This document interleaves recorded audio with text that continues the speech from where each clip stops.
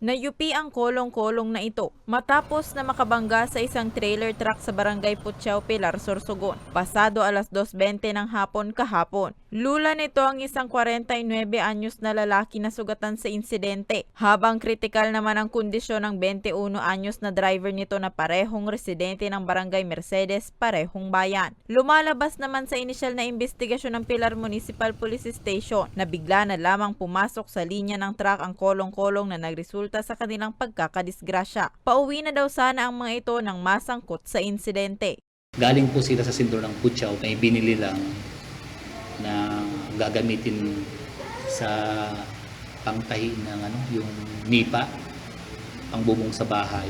Sa kasalukuyan, inaantay pa ng pulisya ang pinal na desisyon ng bawat panig para sa kanilang susunod na hakbang. Sa ngayon po ma'am, nagkaroon po sila ng pagkakataon na magkausap-usap yung victim at saka yung driver ng truck.